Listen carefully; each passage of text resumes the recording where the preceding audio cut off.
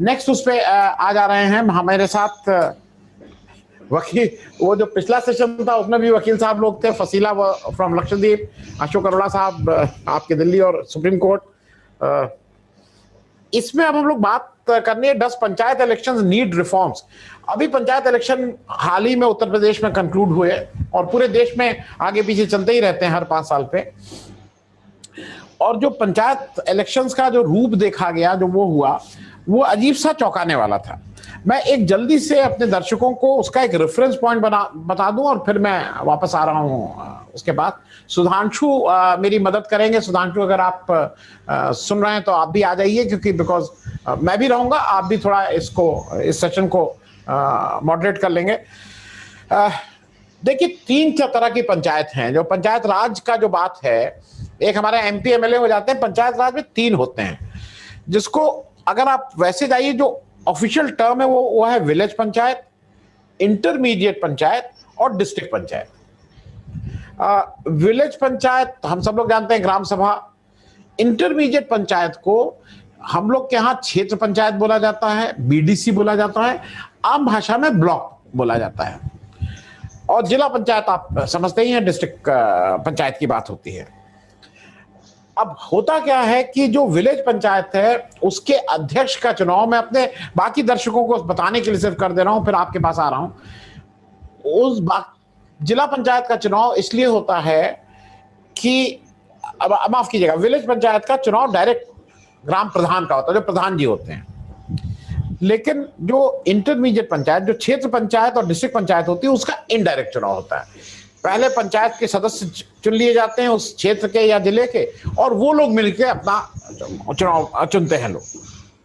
India में 742 district हैं, उत्तर प्रदेश में 800, मतलब उत्तर प्रदेश में 75 डिस्ट्रिक्ट, 822 ब्लॉक्स और 59,163 ग्राम सभा। इस रेफरेंस के साथ मैं सबसे पहले सी पांडे भाई साहब आपके पास आ रहा हूं। आपने जुडिशरी देखी, दोनों तरफ से देखी, जज की कुर्सी पे बैठ के देखी, जज के सामने खड़े होकर देखी, आपने गवर्नर साहब के साथ काम किया। इन सब रेफरेंस के साथ सुधांशु आ गए। सुधांशु, आप यहां से मैं इसको करके फिर आप थोड़ा मॉडरेट कर लीजिएगा। 2 मिनट इधर उधर मैं रहूंगा यहीं।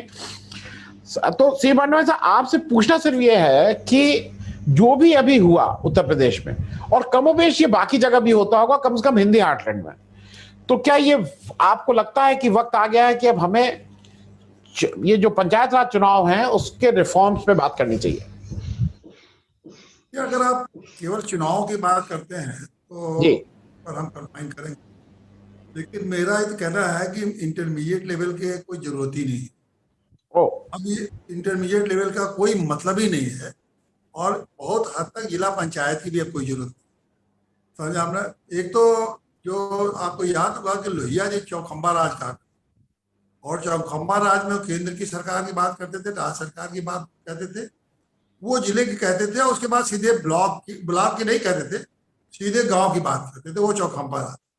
तो लोहिया जी ने भी अपने पूरे जीवन भर उसको एक तरह से इनकार ही किया कि ये जो ब्लॉक लेवल का या क्षेत्र पंचायत का है, ये तो बिल्कुल एक तरह से इसका कंसेप्ट पता नहीं क्यों आया, इसकी कोई यूटिलिटी भी नहीं। तो एक बात तो ये है।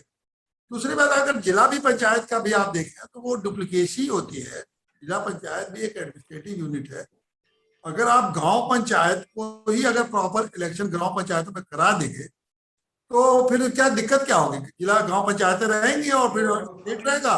गांव पंचायतों में सीधे फंड जाने ही लगे हैं, गांव पंचायतों में सीधे फंड गया और वहां से स्टेट जिले एडमिनिस्ट्रेटिव यूनिट से वहां चला गया। तो कोई पॉलिसी मेकिंग की जरूरत नहीं है जिले पंचायत की। फिर भी मान लीजिए कि जिला पंचायत चल रहा है और जिला पंचायत में काफी अब फंड दे रहा है, क्षेत्र पंचायत में काफी फंड दे रहा है, ग्राम पंचायत। अब रिफॉर्म की बात आ जाए।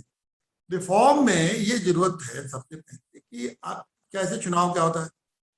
आप देखिए ग्राम पंचायत में तो सीधे पब्लिक चुनती है अपने प्रधान को।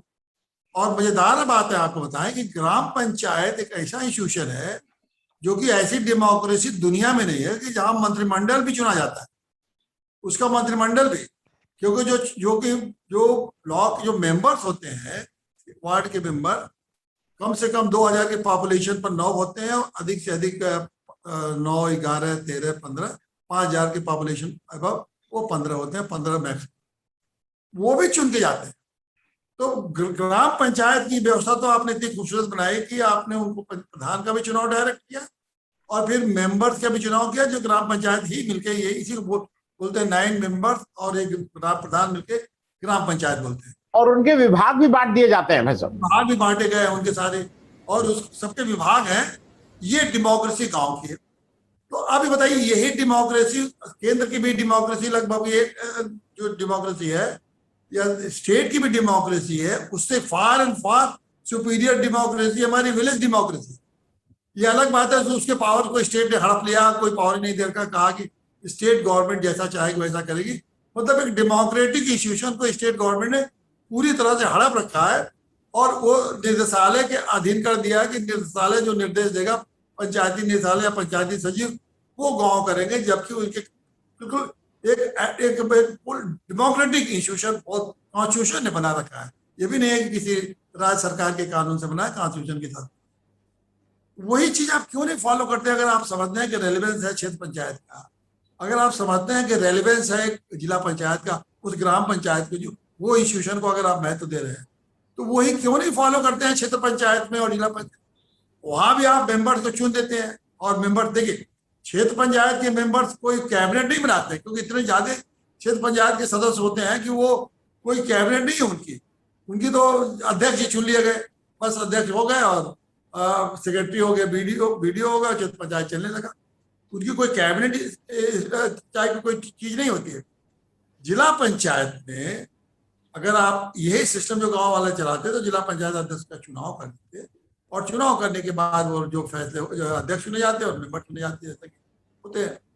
अब उनका आप करते क्या है कि ये जो मेंबर चुन के जाएंगे दोनों जगह, ये जैसा आपने बताया ये जिला अध्यक्ष चुनेंगे। अब जिले पंचायत में 20-30 या 40 मिनिमम समझ लीजिए 30 से लेके 50 मेंबर चुन के जाते हैं जिला पंचायत, मतलब 30 से लेके 60 समझ लीजिए, ये छोटे गांव बड़े जिले के मिला के 30 से 60 मेंबर। अब ये 60 मेंबर में अगर आपको 31 मेंबर मिल गए तो आप चुनाव जीत जाएंगे। 31 मेंबर में अब जिला पंचायत के जो सालाना बजट है वो करीब करीब कम से कम अगर नहीं हो तो 50 करोड़ का सालाना बजट, 50 करोड़ कहीं कहीं 100 करोड़ का।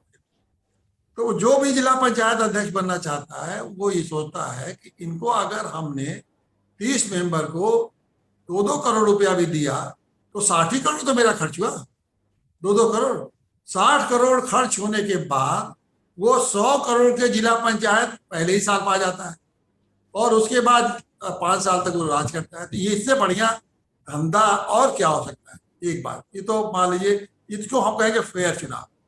अब आ जाइए अनफेयर चुनाव की बात। ये तो बिल्कुल फेयर माना जाएगा कि अगर ऐसा करता है जिला पंचायत के चुनाव में तो बहुत फेयर माना जाएगा कि भाई आप पैसे की सीट पर बैठे हैं, हमको भी, आप भी कमाइए हमको भी कमाइए, ये एग्रीमेंट बड़ा फेयर एग्रीमेंट। लेकिन अब इससे भी बड़ा एक स्टेट का इन्वॉल्वमेंट हो गया है। अब जिस सरकार को जो सरकार बन जाती है उससे कोई फर्क नहीं पड़ता कि कौन जीते। ये अब चुनाव जिले की एसपी और डीएम लड़ते हैं।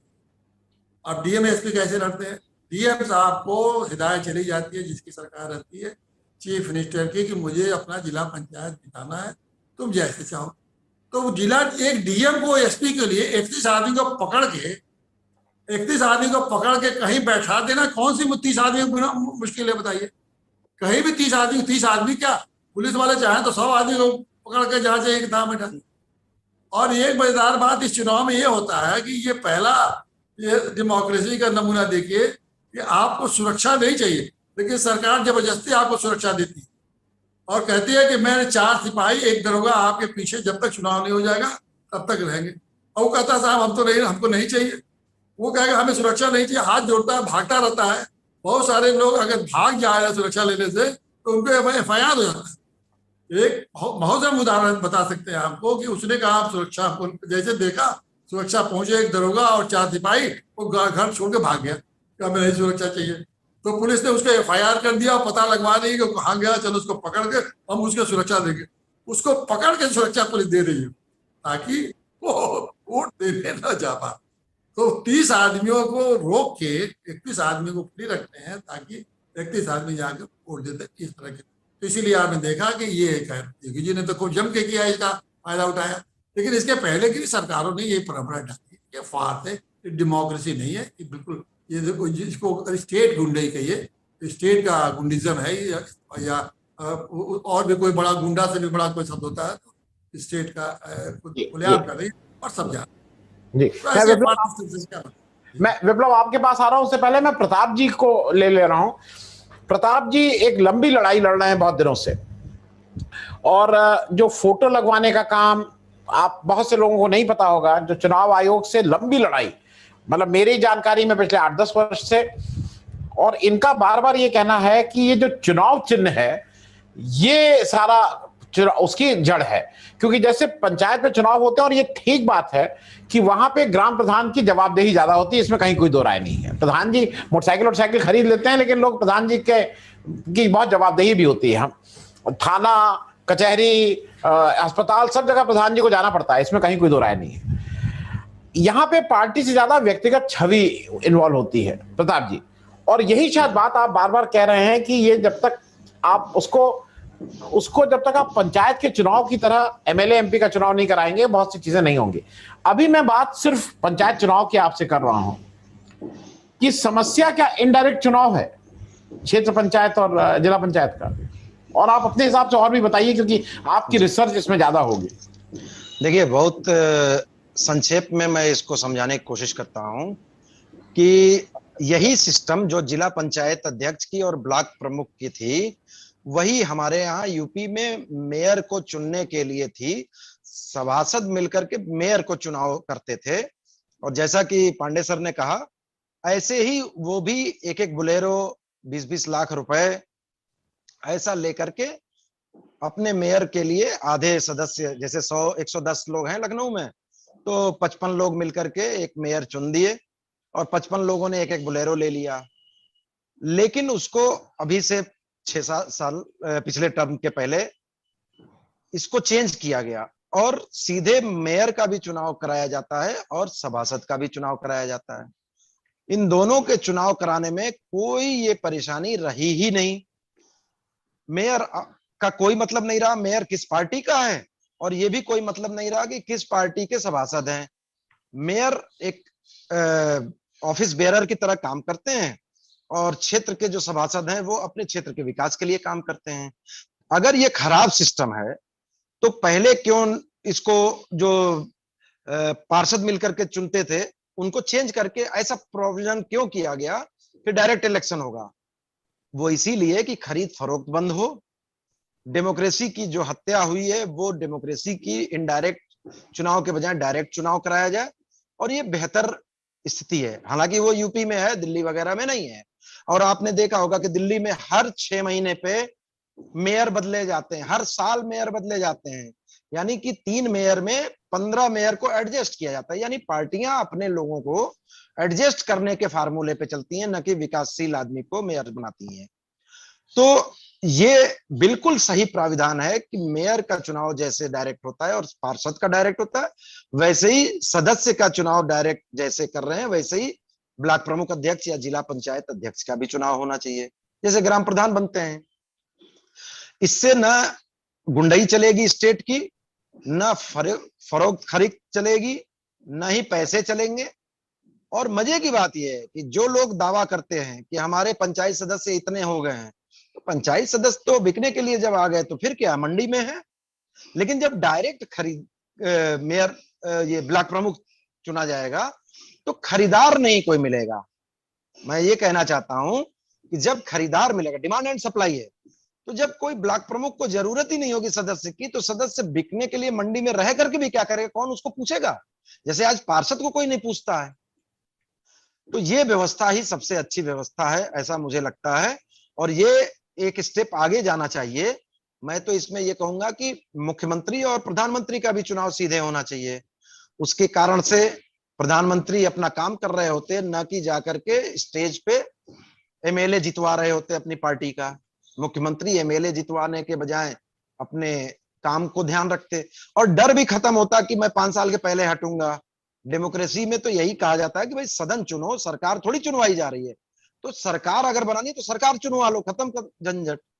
मुख्यमंत्री भी डायरेक्ट चुन लिए जाएं, परेशानी कोई नहीं होगी इसमें। प्रधानमंत्री चुन लिए जाएं, तो खरीद फरोख्त जो हो रहा है कि आज देवड़ा गिरे और येदुरप्पा गिरे, उनको 16 आदमी को पकड़ो, इनको 18 आदमी को छोड़ो, ये सारी प्रॉब्लम खत्म हो जाएगी और मुख्यमंत्री चैन से काम करेगा।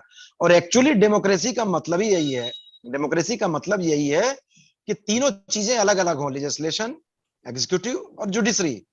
आज गड़बड़ी ये है, लोकतंत्र क्यों खत्म हो गया, क्योंकि लेजिस्लेशन का हेड ही एग्जीक्यूटिव का हेड होता है, यानी कि जिसका बहुमत होगा वो प्रधानमंत्री या मुख्यमंत्री होगा।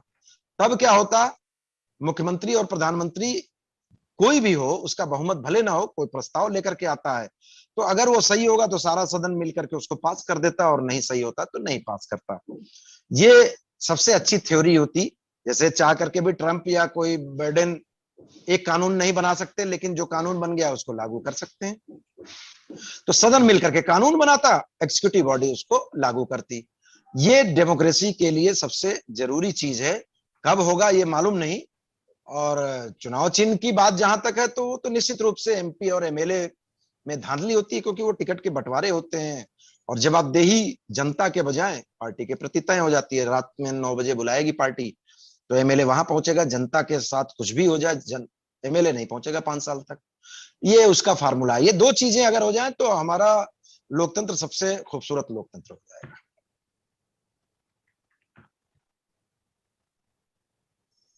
हाँ, आवाज आ रही मेरी? जी जी। मैं विप्लव आपके पास आ रहा हूं। विप्लव साहब का क्योंकि ये सारी बातें ले दे के चुनाव की जो भी चीज है उस पर मैं थोड़ा एक आपसे, क्योंकि मेरा आपसे जब भी बातचीत होती है तो हम लोग शायद आपका जो जिस ढंग से आप लॉ को देखते हैं वो कुछ कुछ मैं भी उसको समझ पाता हूं। एक चीज ये बताइए, पंचायत राज चुनाव में यह है कि पार्टी नहीं पार्टिसिपेट करेगी, इंडिविजुअल पार्टिसिपेट करेंगे, बिल्कुल ठीक बात। और इंडिविजुअल का फोटो लगती है और इंडिविजुअल अपना खटिया लोढ़ा कुछ भी साइकिल तो नहीं, और कुछ अपना चुनाव चिन्ह लेके लड़ जाता है। मुझे विप्लव जी ये एक चीज समझनी है आपसे, अभी जो यूपी का चुनाव हुआ और उसमें आपने भी देखा कि पार्टियों ने अपनी अपनी लिस्ट निकाली कि ये मेरे कैंडिडेट हैं। तो जब बेसिक पंचायत राज में यह है कि पार्टी लिस्ट चुनाव होगा, तो अगर कोई ये पार्टी अपनी लिस्ट निकालती है और वो कहती है कि ये मेरा कैंडिडेट है, और वो ऑफिशियल लेटर हेड पे लिस्ट निकलती है, कोई ये नहीं कि चुपचाप कह दिया गया, तो ये कहीं कंट्राडिक्ट नहीं कर रहा है उसको? मैं आपसे समझना चाह रहा हूं सर। और बाकी फिर आप जरा, क्योंकि आप उसका कोई मुकदमा भी लड़ रहे हैं, उस पर भी बात करेंगे, लेकिन थोड़ा इस पे भी एक नजर डाल के फिर आगे आप बात करिए। Thank you, Anand bhai, to give me an opportunity. Whatever limited I have knowledge about the subject, मैं शेयर करूंगा। मेरे साथ में सीनियर मेरे श्री पांडे जी हैं, उन्होंने अपने विचार व्यक्त किया और मैं काफी उनसे सहमत हूँ। कुछ उनके जो बेसिक थॉट्स हैं, आई एग्री विद हिम, और जो अभी लास्ट पैनलिस्ट थे उनका भी मैं मानता हूँ। देखिए, सबसे पहले जो प्रॉब्लम का जो एरिया है वहां से चलिए, मैं थोड़ा बेसिक से चलता हूँ हर चीज को। ठीक बात। जब तक बेसिक्स अपने क्लियर नहीं होंगे तो हम ऊपरी सतह पे उस चीज को प्रॉब्लम दिखाई देगी, आइडेंटिफाई नहीं कर पाएंगे इसमें प्रॉब्लम क्या है। सब मेरा ये मानना है कि अंडर आर्टिकल 40 जो directive policy state policy constitution में दी हुई है, उसमें सिर्फ ग्राम पंचायत की बात करता है। मतलब कि आप अपने विलेजेस को ठीक करिए, विलेजेस में आप वो लेके आइए, अपना गवर्नेंस लेके आइए, वो ये कहता है।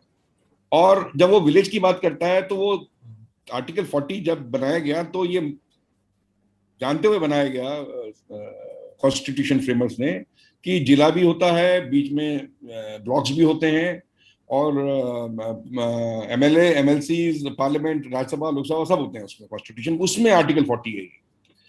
तो बाकी सारी चीज की governance, both all three wings, legislative, executive and judiciary को अलग कर दीजिए, इसकी गवर्नेंस का सेटअप ऑलरेडी है। मतलब आप डिस्ट्रिक्ट में आप देखिए तो 3-4 पार्लियामेंटेरियन, बड़े जिले के हिसाब से 2-3 होते हैं कॉन्स्टिट्यूएंसी में, एमएलए 4-5 हो जाते हैं। तो उसका एक सेटअप है जिसमें डिस्ट्रिक्ट का अपना रिप्रेजेंटेशन होता है, विलेज का नहीं हो पाता है। जिसके लिए 40 हुआ, जिसके बाद में ये निर्धारित किया गया कि कुछ ऐसी स्कीम बनाई जाए जिसमें गांव में भी गवर्नेंस पहुंच जाए एट द ग्राउंड लेवल।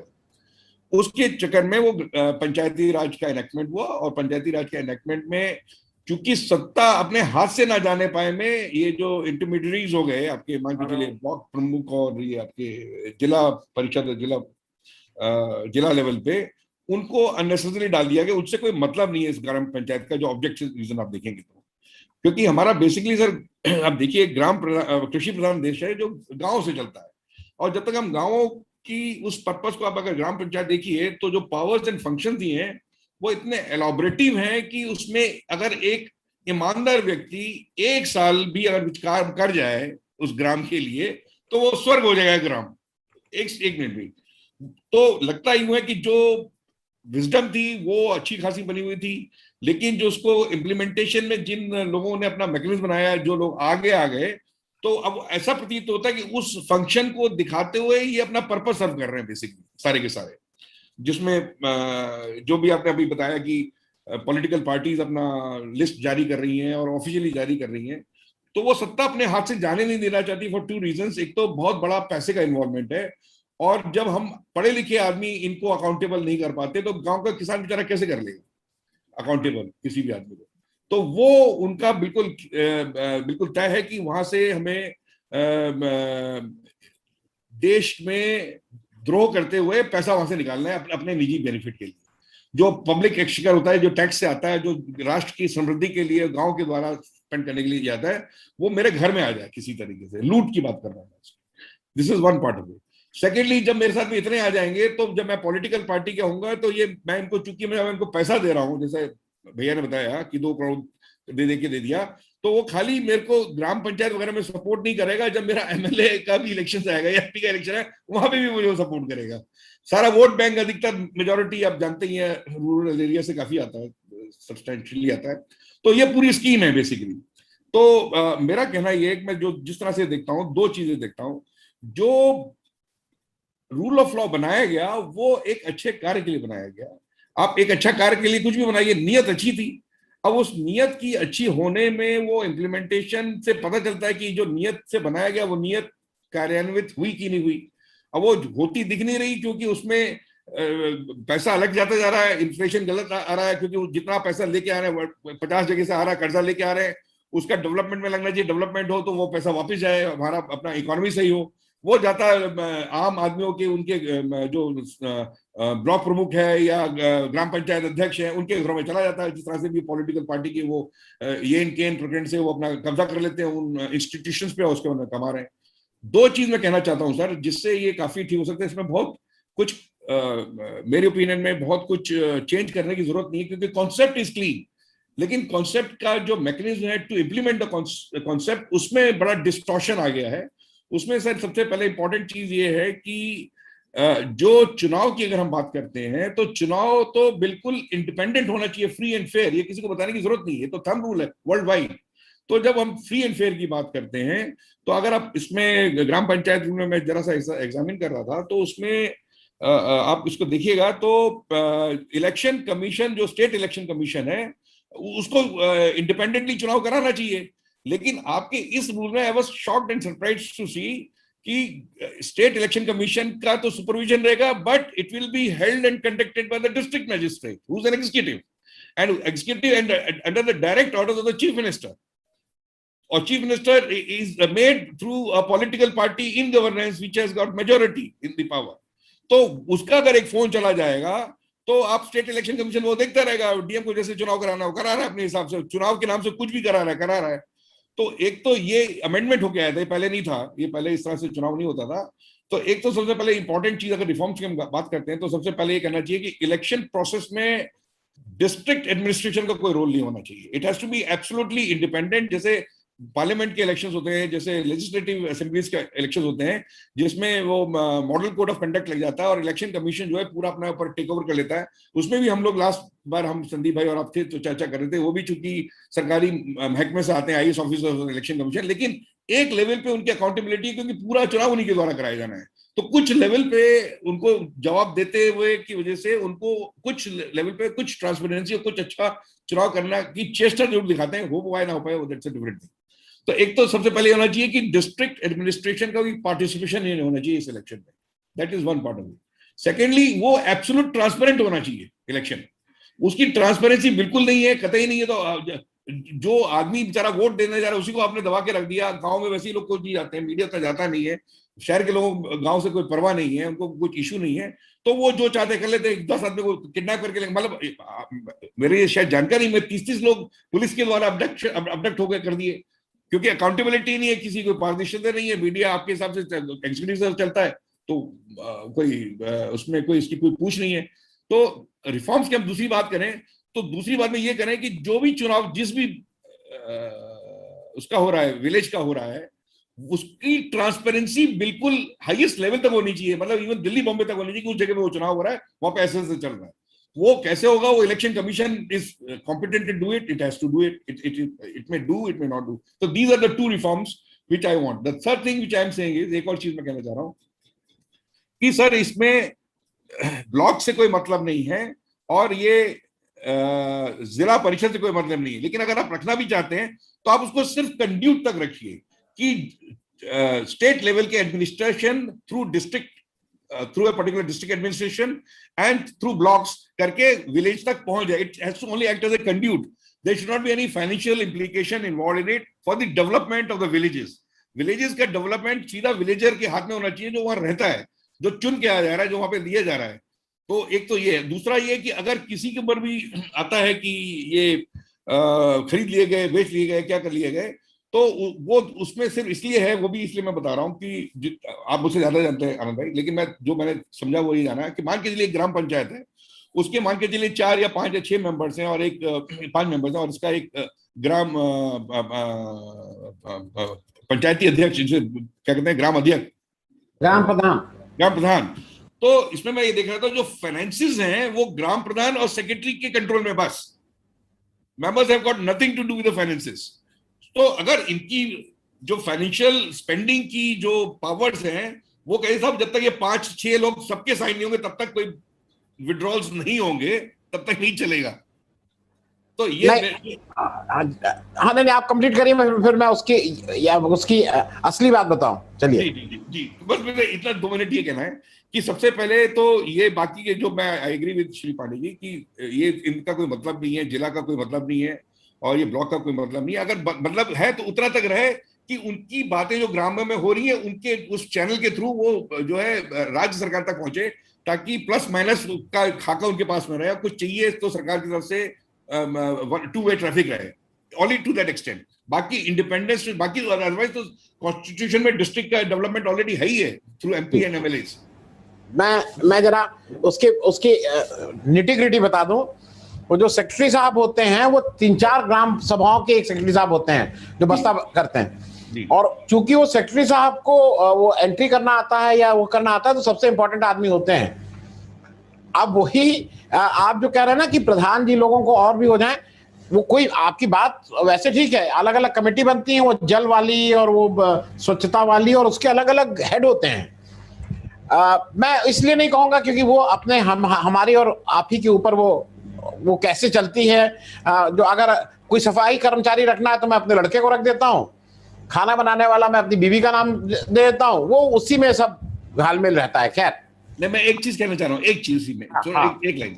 हाँ, मेरा कहना ये है कि देखिए जेनेसिस क्या है, जेनेसिस पैसा है कि मुझे लूट कैसे करनी है। That's the whole crux of it. काम के लिए नहीं, मैं पैसा के लिए आया हूँ, दैट्स होल क्रक्स। तो अगर मान के चलिए कहीं पे मैंने 40 करोड़ बांट दिया, 2-2 करोड़ करके एक पर्टिकुलर मेंबर से बांट दिया, तो 60 करोड़ में तो मेरे को 100 करोड़ का बजट आया, 60 करोड़ मैंने अपने पास रख लिया, प्लस मेरे को अगले 4 साल तक 100 करोड़ रुपए कमा रहा हूँ, तो मैं 460 करोड़ रुपए कमा रहा हूँ। Basically that is the whole game. तो उस गेम का तभी इसलिए मतलब है क्योंकि एक बार जब वो बन जाता है,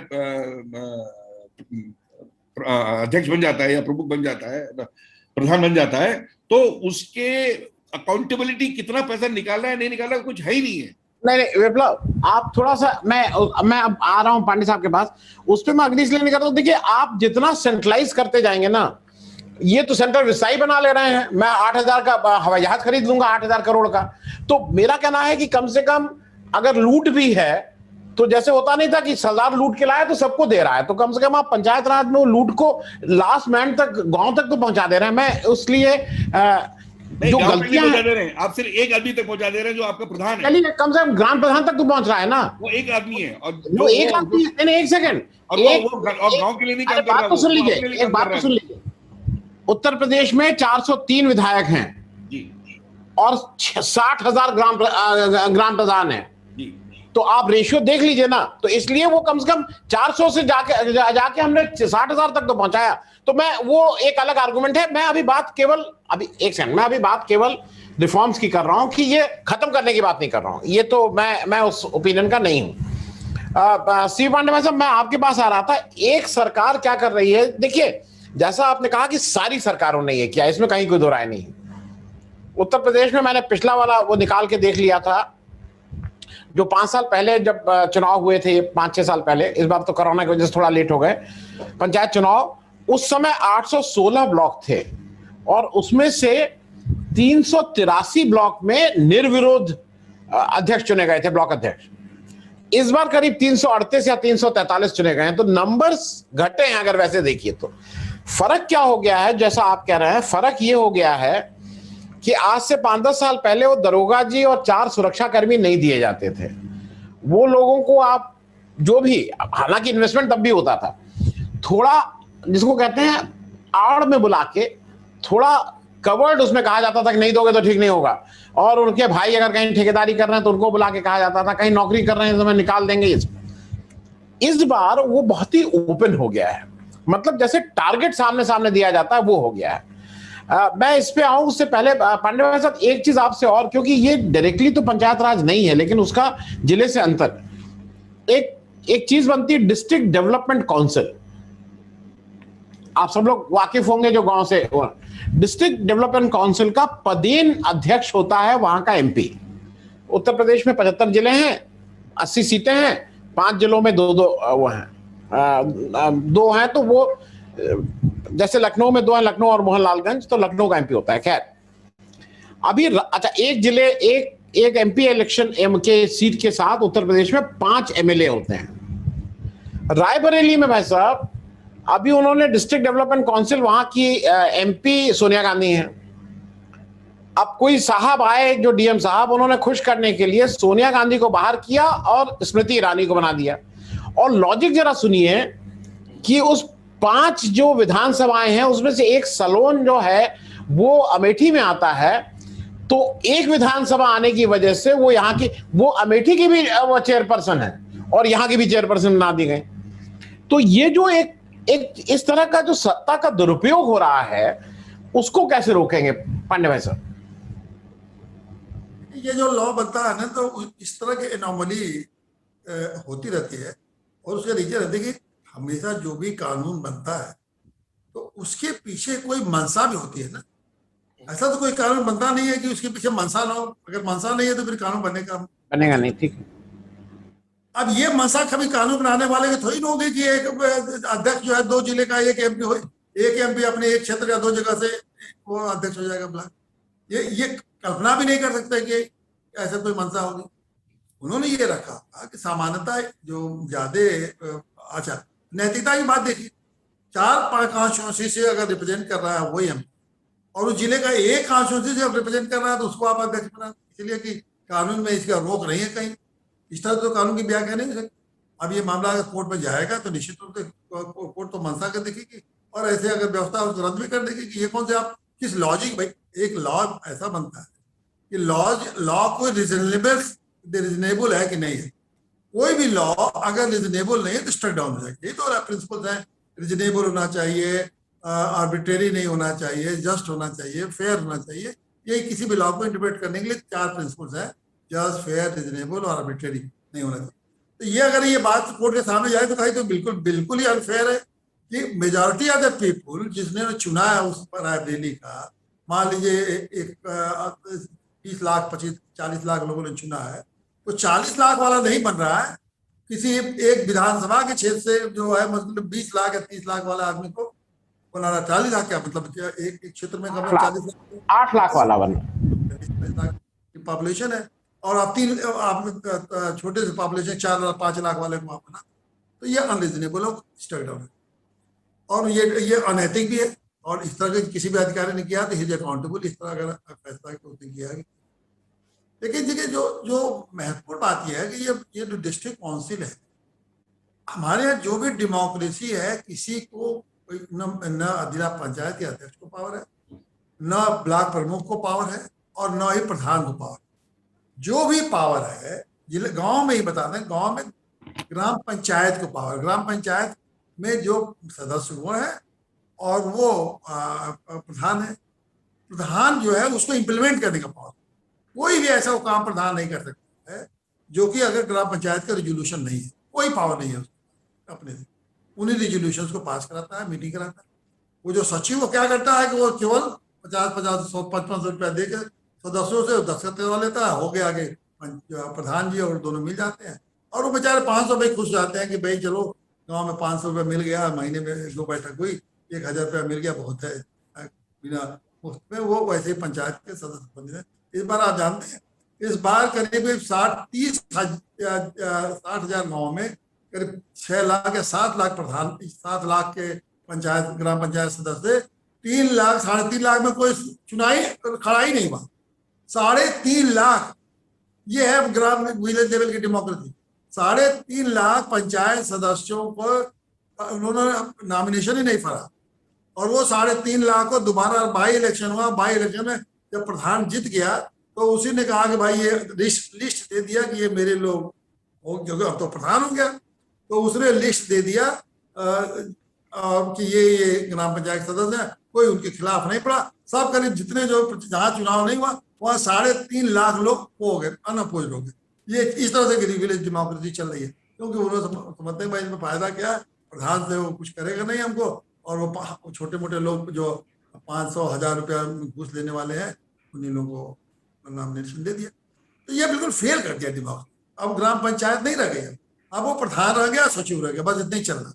और बताइए, इंडिया की जहाँ 80-70% पॉपुलेशन रहती है, जिसका गवर्नेंस कॉन्स्टिट्यूशन ने दे रखा, नॉट द एक्ट, बार मैं कहता हूँ, वो जिस अधिकार से प्रधानमंत्री जी अपने लिए जहाज खरीद रहे हैं, उसी अधिकार से, उसी संविधान के अधिकार से गांव के लोगों को भी दिया गया कि अपनी व्यवस्था चलाने की।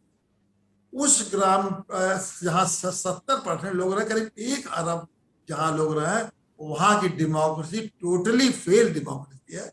वो वहाँ एक क्लास 4 का आदमी, जो सबसे लोएस्ट कैटेगरी का सचिव क्लास 4 का होता है, वो चला रहा है बेसिकली।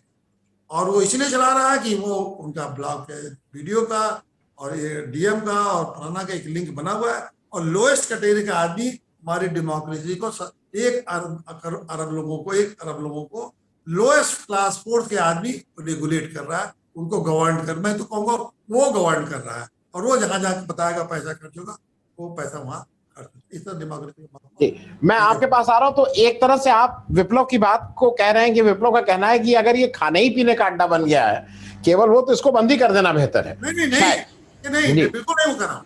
पैसा गाँव के, देखिए पैसा तो गाँव के अकाउंट में जाता है, तो जाना चाहिए। मेरा ये कहना है कि ये जो सदस्यों का चुनाव है, आप इन्फोर्स करिए कि बाकायदे मीटिंग हो। ये क्या, अगर नहीं जाने देंगे तो ये खा रहे हैं, अगर ये पैसा इनके पास आप दे देंगे तो वो खाएंगे। सिवाय इतने हैं कि वो जो ग्राम पंचायत की जो मीटिंग हो, उसके नियम है कि महीने में कम से कम 1 मीटिंग जरूर होगी, वहाँ की मीटिंग हो। जैसे आप यहाँ सब जगह तो आपने लगा दिया है वीडियो कॉन्फ्रेंसिंग और ये वो, उस मीटिंग का वीडियो कॉन्फ्रेंसिंग कराइए, बताइए इस पैसा कौन सा बजट पास हुआ, कौन सा व्यवस्था हुआ, सब जगह वाईफाई लग गया है, उसको रेगुलेट करिए ना। वो चाहते हैं कि ये रेगुलेट ना हो, ये उसको रेगुलेट ही नहीं करना चाहते, वो चाहते हैं कि मूर्ख का मूर्ख ही बने रहे। जैसे ये जो लोग बेईमान लोग होते हैं, चाहते हैं कि नीचे वाले को जितना इग्नोर्ड रहेंगे उतना ही अच्छा है, और गांव वालों को उतना इग्नोर रखा गया जो, और उनको कुछ मीटिंग के बारे में नहीं बताया जाता है, रूल्स नहीं। अब बताइए, ग्राम पंचायत अधिनियम है, मैं तो कहता हूँ बहुत पढ़े लिखे लोग, मैं आपको बताऊँ, मैं तो ग्राम पंचायत का इसका अध्यक्ष भी तो हूँ, ग्राम प्रधान संगठन का 92 से करीब कितने साल हो गए बताइए। मैं राष्ट्रीय अध्यक्ष में चला रहा हूँ, और वो हम ही लोग थोड़ा सा एजुकेट करते रहते हैं, उनको बताते रहते हैं, ट्रेन करते रहते हैं, तब थोड़ा बहुत कुछ दबंगई से कुछ नियम चलता है। ये तो चाहे तो कुछ भी ना बताए, ये तो सर्कुलर का भी नहीं बताया कि क्या सर्कुलर जारी हुआ है, गांव को कुछ पता ही नहीं है। अब आप बताइए, गांव में कहीं रेगुलर आप किसी भी गांव में जाइए तो क्या गांव में आप किसी जैसे हर दफ्तरों में जाते हैं, जिस गांव में करीब अब तो करीब करीब 1-1 करोड़ रुपया जाने लगा, जिस गांव में 1 करोड़ का बजट सालाना जा रहा है, क्या उस गांव में आप जाइएगा कभी किसी काम के लिए तो कहीं दफ्तर मिलेगा कि जहाँ बैठ के आप ग्राम पंचायत के सचिव से मिल रहे हैं, वो सुरक्षा सफाई कर्मचारी से मिल रहे हैं, प्रधान जी से बात कर रहे हैं? ऐसा कोई गाँव है जहाँ की दफ्तर 10 बजे खुलता हो और 5 बजे तक बंद होता हो? एक भी गांव कहीं आप ग्राम पंचायत की व्यवस्था चले और जहाँ 1 करोड़ रुपया साल में जाता हो वहां की बात, और ये पैसा बजट में जाता है, देखिए उनके अकाउंट में जाता है, उस अकाउंट में सीधे गांव में और जाना चाहिए। हम लोग तो यही कर रहे हैं, हम लोग तो ये कर रहे हैं कि जितना फाइनेंस कमीशन है, देखिए स्टेट फाइनेंस कमीशन का पैसा हो जाता है, सेंट्रल फाइनेंस कमीशन, ये क्या करते हैं कि ये गवर्नमेंट क्या करती है कि उनको डिपार्टमेंट के थ्रू देती है। हमारा कहना है कि डिपार्टमेंट के थ्रू भी नहीं जाना, सीधे फाइनेंस कमीशन का पैसा गांव के अकाउंट में, जैसे 1 करोड़ रुपया अगर एलोकेट हुआ है तो सीधे गांव में चला जाए और वहां से फिर तय हो कि किसके डिपार्टमेंट में कितना कितना खर्च। ये क्या करते हैं कि 1 करोड़ रुपया गांव को एलोकेट करते हैं, उसमें से मुश्किल से 20-25 लाख गांव को देते हैं, 75 लाख रुपया वो स्वास्थ्य विभाग से, शिक्षा विभाग से और इनके रेगुलेट करते हैं, और उसमें वो 75 लोग समझते हैं कि प्रधान जी खा लिए। 75 लाख का बेचारा गाँव वाला जानता ही नहीं है कि ये किस विभाग से आया, गाँव के नाम पर खर्च हो गया। तो वो पैसा ये हम लोग कहते हैं वो भी सीधे गांव में जाए। तो इसका मतलब एक बहुत स्पष्ट ये है कि नहीं, और ट्रेनिंग के नाम पे आजकल सबसे अच्छी चीज ट्रेनिंग हो गई है। हर चीज की ट्रेनिंग कराओ, जिसका कोई कागज पत्तर ही ना रहे, ट्रेन कर दिया चले गए। इसका मतलब आप जो ये कह रहे हैं कि जो भी एलोकेटेड पैसा है ग्राम, वो अकाउंट में जाए, और अगर आपको शिक्षा के लिए लेना भी है तो वहां से फिर वापस लीजिए ना। ठीक बात, बिल्कुल फेयर एनफ। 1 करोड़ देना है तो जैसे फाइनेंस कमीशन ने पास किया, तो फाइनेंस कमीशन केंद्र को दी मान लीजिए 1 अरब रुपया, स्टेट को दी 5 अरब 50 करोड़ रुपया, गांव को दी 5 करोड़ रुपया, सीधे आप गांव उस अकाउंट में चला जाए, उसी दिन ट्रांसफर हो जाए और फिर गांव से वहां से तो ये योजना बता देंगे, उसके हिसाब से खर्चा। जी, मैं प्रताप जी आपके पास आ रहा हूं, और लेकिन उससे पहले जो पांडे साहब ने एक बात कही, पांडे साहब ने कहा ना कि, और ये सही बात है कि सचिव चला रहा है, एक सबसे नीचे वर्ग का एम्प्लॉय। लेकिन मैं अपना एक अनुभव बता दूं और उसके बाद आपके पास आ रहा हूं प्रताप जी, आप शेयर करिएगा अगर ऐसा है। 10 में से अगर आप किसी सरकारी दोस्त मित्र अधिकारी के पास गए हो, अधिकारी के पास, 10 में से 9 बार वो अधिकारी साहब बाबू ही को बुलाते हैं, सक्सेना को बुलाओ, तिवारी जी को बुलाओ। बाबू जी जो बाबू आता है वही बताता है, सर ऐसे कर दीजिए, सर ऐसे कर दीजिए। आज तक मुझे तो अधिकारी ही नहीं मिला जो अपने विवेक से कहे कि नहीं इसमें ये होना चाहिए। 1-2 अधिकारी एक्सेप्शन छोड़ दीजिए, लेकिन 90% से ज्यादा अधिकारी वो बाबू ही चला रहा है, पूरा देश बाबू चला रहा है। मैं प्रताप जी आपके पास ये आ रहा था कि एक और चीज है, जैसे इन्होंने कहा ना कि सारा पैसा वहां जाना चाहिए, मुझे लगता है कोई मापदंड भी स्थापित होने चाहिए। जैसे डिस्ट्रिक्ट डेवलपमेंट के कुछ मापदंड स्थापित कर लीजिए। 2-3 मैं आपसे बात कर ले रहा हूं, जैसे जल स्तर है, 2021 में जल स्तर, वहां का पानी का स्तर 10 मीटर था। जब 5 साल बाद हर साल बताते चलिए, आप मवेशी मनुष्य का रेशियो कर लीजिए, शिक्षा का कर लीजिए, स्वास्थ्य का कर लीजिए, कहीं तो कर लीजिए मोर्टेलिटी रेट क्या है, क्योंकि आज कोई पैमाना ही नहीं है, किस पे लड़ा जाता है, आप तो खुद ठीक जानते। प्रताप जी, इसको आपको लगता है कि कोई पैमाने भी होने चाहिए इलेक्शन के? जी, मैं उसको बताऊं उससे पहले मैं एक अपनी बात रखना चाहता हूं। जी। मैं टोटली डिसएग्री करता हूं कि गांव के खाते में पैसा जाना चाहिए। अच्छा। मेरा ये कहना है कि कोई भी केवल गांव के लिए नहीं, एमएलए का बजट, एमपी का बजट, मेयर का, लखनऊ के पार्षद का 1 करोड़ 20 लाख रुपया हो गया है 1 साल का बजट। ये बजट इनको क्यों देना चाहिए? ये करेंगे क्या? उसका विकास करेंगे ना। इनके पास रिकमेंडेशन पावर होनी चाहिए कि हमको यहां से लेके यहां तक की सड़क बनानी है। कहीं तो पैसा खर्च करेंगे, जो पैसे खर्च करेंगे उसके डिपार्टमेंट ऑलरेडी बने हुए हैं, वो डिपार्टमेंट उस काम को कराएगा। इनके पैसा क्यों जाना चाहिए? और यही कारण है कि प्रमुख जो ब्लॉक प्रमुख हैं या जिला पंचायत अध्यक्ष हैं, 50 करोड़ का जैसा सर ने बताया बजट होता है। ये बजट केवल इसी लूट पाट के लिए होता है और इसी के लिए 5-5 करोड़ 2-2 करोड़ पंचायत सदस्यों को दे करके पकड़वा करके अपने पक्ष में लिया गया। ये उसी का नतीजा है कि आज भी एमएलए और एमपी यही करते हैं, क्योंकि उनको मालूम है कि इतने रुपए का बजट है तो इसका 10% इतना होता है, तो इतना रुपया एमएलए के चुनाव में लगा दो। जब वो लगा देंगे, इन्वेस्ट करेंगे, तो निश्चित रूप से ईमानदार होंगे तो उतना रुपया वापस चाहेंगे, बेईमान होंगे तो उसका ब्याज भी चाहेंगे, लेकिन कम से कम जितना लागत लगी उतना चाहेंगे।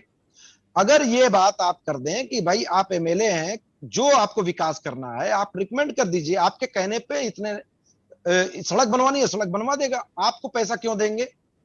पैसा मिलना ही इस बात के लिए प्रॉब्लमेटिक है कि लोगों का रुझान बढ़ जाता है, और जिसमें नहीं मिलता है, उदाहरण मैं बता रहा हूं, जिसमें नहीं मिलता है, 3 लाख से ज्यादा लोगों में फाइल, मतलब चुनाव का नॉमिनेशन भी नहीं हुआ, क्योंकि उसमें कुछ झस नहीं है। उसने बता दिया कि प्रधान कुछ देता नहीं, क्या करना फॉर्म भर के। 3.5 लाख लोगों ने फॉर्म भरा ही नहीं। जिस दिन ऐसा हो जाएगा तो आधे एमएलए के चुनाव ऐसे ही होने लगेंगे, और जिस दिन मुख्यमंत्री, ब्लॉक प्रमुख, जिला पंचायत, जिला अध्यक्ष और प्रधानमंत्री का चुनाव डायरेक्ट होने लगेगा, एमपी और एमएलए का लोग चुनाव नहीं लड़ेंगे। आज तो इसलिए लड़ते हैं कि शायद त्रिशंकु सरकार बन जाए तो मैं एमएलए का चुनाव लड़ा हूं, सीधे मंत्री बन जाऊंगा, या फिर हमको करोड़ों रुपए मिल जाएंगे। ये एक हमारा सबमिशन था। दूसरा, जैसा कि पार्टी का होना और पार्टी तंत्र का होना, जैसे सांप है, अगर उसका जहर हटा दीजिए तो सांप और केचुए में कोई फर्क नहीं होगा, वैसे ही पार्टी अगर है तो पार्टी का जहर, शक्ति और संपत्ति हटा दीजिए तो बात खत्म हो गई। उसकी शक्ति और संपत्ति जान लीजिए कि चुनाव चिन्ह है, वरना वो सारे प्रक्रिया इस बार के चुनाव में किए गए, अपने लेटर हेड पे एथोराइज कैंडिडेट दिए गए, नतीजा क्या हुआ? उनका कैंडिडेट उनके काबू में थे नहीं। सपा सबसे नंबर 1 पे थी, सबसे 3rd पे आई, बसपा 2nd पे थी, वो और नीचे आई। यानी कि पार्टी तंत्र हावी नहीं हुआ पार्टी के होने के बावजूद। यही डेमोक्रेसी है कि हम आपके गुलाम नहीं होंगे, लेकिन दिक्कत यह हो गई कि वो पब्लिक के गुलाम होने के बजाय वो पैसे के गुलाम हो गए। तो उसका सीधा उपाय डायरेक्ट चुनाव करा दीजिए पंचायत अध्यक्ष का, वहां से भी छूट जाएगा, यानी डिमांड उसकी वहां खत्म हो जाएगी।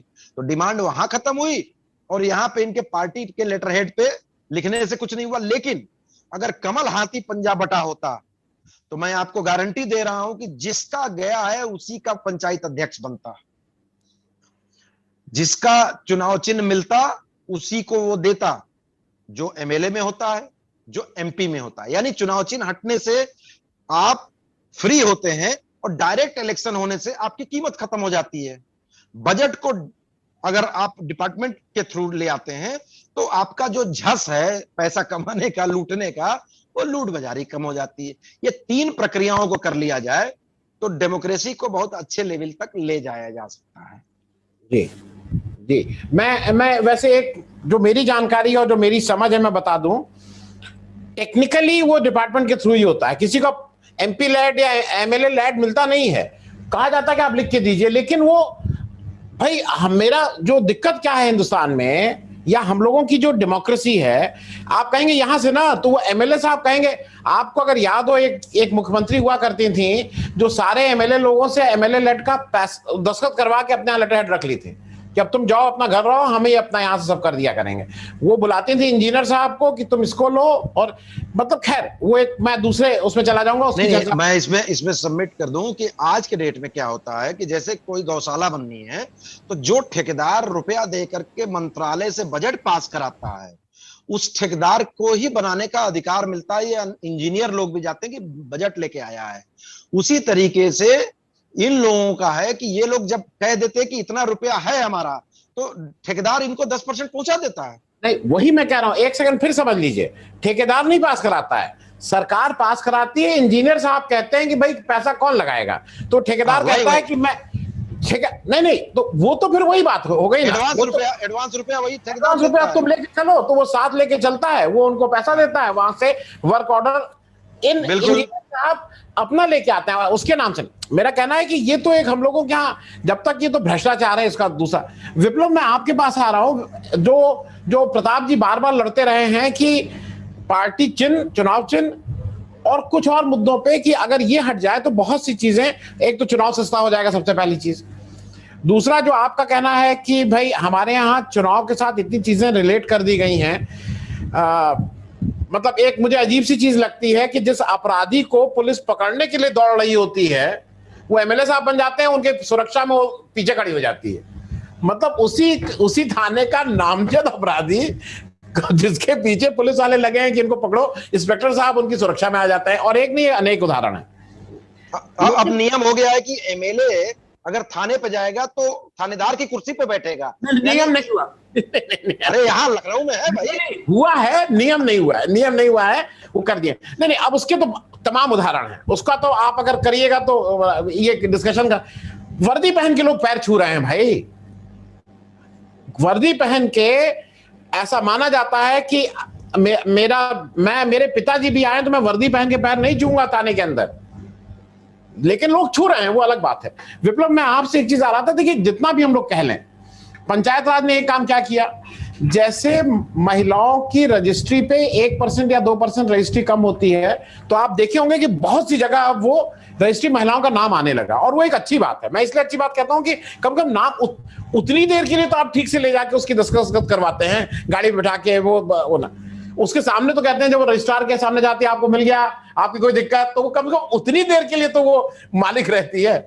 उसी तरह से ये जो प्रधान पुत्र, ये वाला जो एक सिस्टम है, कम से कम 33% वहां पे लागू है आरक्षण, और जो मैं उसको एक वुमेन एम्पावरमेंट की बात मानता हूं। अब वो हमारे जो तंत्र है वो उसको नहीं आने दे रहा है, वो महिला नहीं आ सकती, वो एक अलग बात है, वो तो इंप्लीमेंटेशन की समस्या है। मैं विप्लव ये पूछ रहा हूं कि पंचायत राज पर से is more people's oriented than your MLA and MP. मेरा उसमें आनंद भाई ऐसा है ओपिनियन। उससे पहले मैं एक छोटा सा कमेंट देना चाहता हूं जो प्रताप भाई का था कि पैसा जाना नहीं चाहिए डायरेक्ट वहां पे। देखिए, ये इंस्टीट्यूशन क्रिएट किया गया बाय लॉ, तो जो पैसा जाता है वो इंस्टीट्यूशन में जाता है, और इंस्टीट्यूशन जो है लोगों के द्वारा चलित होता है। लोगों का अगर कैरेक्टर मॉरल टर्पिट्यूड है, वो प्रॉब्लम को एड्रेस करना चाहिए। अगर हम अपने इस देश में, अगर हम अपने इंस्टीट्यूशन पे इतना भरोसा नहीं रखेंगे, अगर मैं 1 रुपए अपने गांव में भिजवा रहा हूं और वो लग जाएगा गांव में, तो वो कहीं ना कहीं प्रॉब्लम है फिर उस एरिया में, तो वो इंस्टीट्यूशन बनाने में भी प्रॉब्लम है। तो हैविंग सेड दैट, अब दूसरी जो चीज आप बता रहे हैं कि वो 33% का आ रहा है और ये आ रहा है, उसमें सर मेरा ये मानना है आन भाई कि the women empowerment and the people who are there, the villagers, उनका कोई बहुत 19-20 का भी कोई कंपैरिजन नहीं है। They're at the same place as far as their right vis-a-vis the people in the power are concern.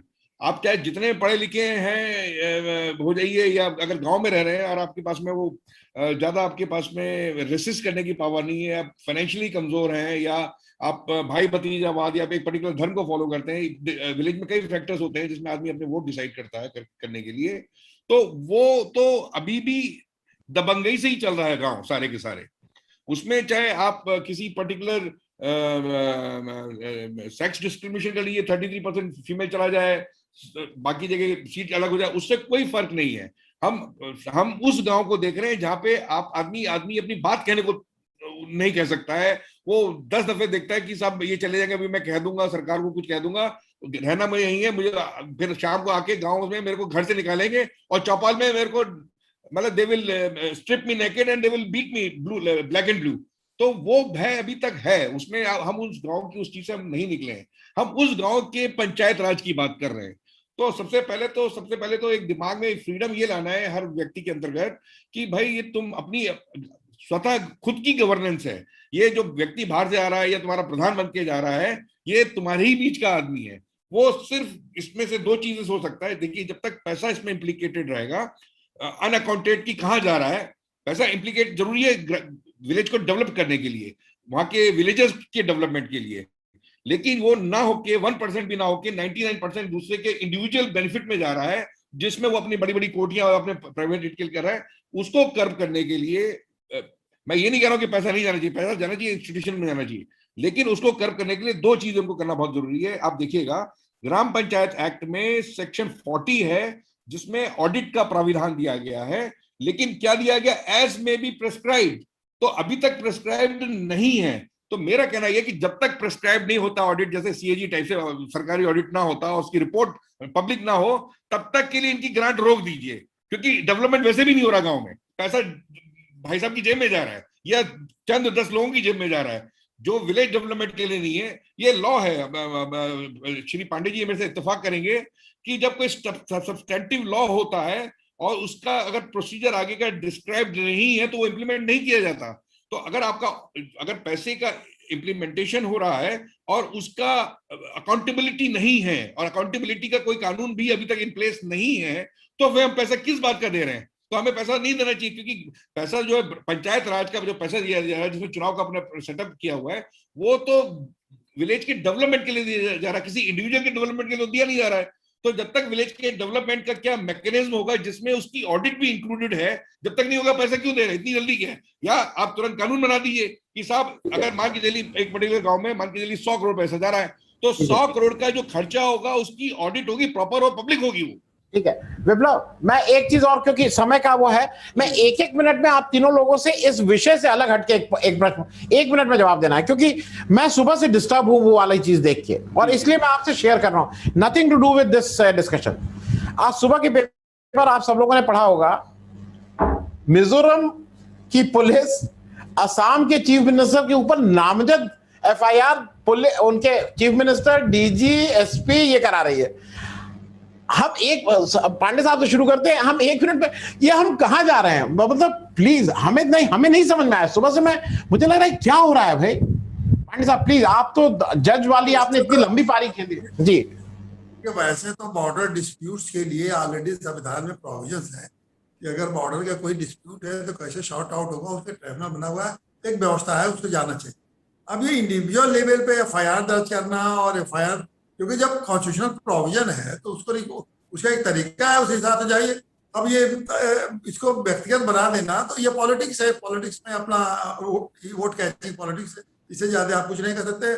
और वोट कैचिंग उसके बंदे पॉपुलर बना कि हमने देखिए मैंने अपने लोगों के लिए ये कर रहा हूँ, जो कर रहा है, जैसे सभी पॉलिटिशियन आजकल कर रहा है कि मैं अपने लोगों के लिए कर रहा हूँ, और जबकि वो अपने लोगों के लिए क्या कर रहा है, संविधान की ऐसी की तैसी धज्जी उड़ा रहा है। अगर ये सब होने लगा हर राज्यों में तो फिर क्या होगा, फिर कहाँ स्थिति पहुंचेगी? ये फेडरल स्ट्रक्चर क्या होगा, फेडरल गवर्नमेंट का जो स्ट्रक्चर है वो कहाँ होगा, और फिर केंद्र सरकार की हालात क्या रहेगी, ये प्रताप जी 1 मिनट में जल्दी से, क्योंकि मुझे बहुत दुख हुआ है ये देख के। मुझे लगा ये क्या इस देश में हो रहा है भाई? अच्छा, मैं बता दूं, 13 लाख की पॉपुलेशन मिजोरम की, 3.5 करोड़ आसाम की, दोनों जगह बीजेपी NDA की सरकार है, वहां बीजेपी के चीफ मिनिस्टर, यहाँ NDA के चीफ मिनिस्टर। देखिए, ये मुझे कोई आश्चर्य नहीं हुआ, ये ऐसा मुझे कोई आश्चर्य नहीं हुआ, क्योंकि पार्टी तंत्र है जिसमें ये स्वाभाविक है। पार्टी तंत्र में स्वाभाविक क्यों है? क्योंकि पावर गेम है, बार्गेनिंग कैपेसिटी चाहिए, हर कोई रसाकसी में है, कब छूटे तो दूसरा बैठे, कुर्सी की मारामारी है, अपने लोगों को रुझाना है, रिझाना है, ये सारी चीजों का तालमेल है। अगर यही चीज मैं बता दूं कि अगर यही चीफ मिनिस्टर डायरेक्ट चुने गए होते ना, तो दोनों में से कोई नहीं लड़ता, क्योंकि किसी को 5 साल हटने का डर नहीं होता। ये मेरा सबमिशन। चलिए, मैं विप्लव में जल्दी से आपका 1 मिनट के अंदर, क्योंकि आप यस 1 मिनट। मेरा कहना ये है सर, सबसे पहले ये FIR इलीगल है, subject to Shri Pandey ji correcting me. हर FIR का थाने का एक जुरिसडिक्शन होता है और उसके बियॉन्ड वो जाके इन्वेस्टिगेट नहीं कर सकता है, स्टेट बाउंड्री को तो जा ही नहीं सकता है, और वो भी चीफ मिनिस्टर के केस में जो कॉन्स्टिट्यूशनल फंक्शनरी है। तो it is absolutely humbug, nonsense, idiotic, unconstitutional. It ought to have been condemned by the constitutional functionary. और अगर ये बीजेपी की तरफ से हुआ है तो ये it's very disappointing. The political party in central power is in a position that it's two governed states are in conflict with each other. It is shameful for them. That is one. That is the first thing which I am saying. Secondly, I agree with this Mr. Pandey कि उसमें अगर आपका कुछ भी विवाद है, उसमें आप सुप्रीम कोर्ट में ओरिजिनल जुरिसडिक्शन ही सीखा है कि 2 स्टेट में अगर कोई विवाद है आप लेके जाइए, वहां पे लेके जाइए। Why you don't take it? तो ये टोटली हम्बग नॉनसेंस है सर। नहीं, ठीक है, मैं सिर्फ एक चीज जल्दी से बता दूं कि वो कुतर्क बोलते हैं ना, तर्क एक होता है, कुतर्क होता है।